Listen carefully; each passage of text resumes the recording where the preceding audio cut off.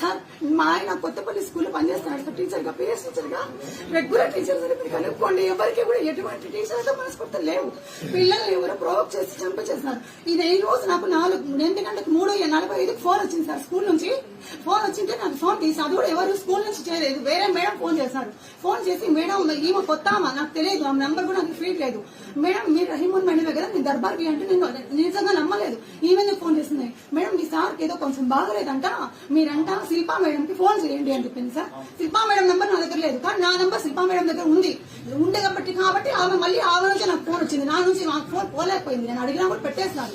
ఆమె ఫోన్ చేసి, మేడం మీరు కేర్ హాస్పిటల్ తొందరగా వెళ్ళండి అని చెప్పినారు సార్. అక్కడ వెళ్ళి చూస్తే మా ఇట్లా పంట పెట్టేసి అన్ని వైర్లు కట్ చేసినారు సార్.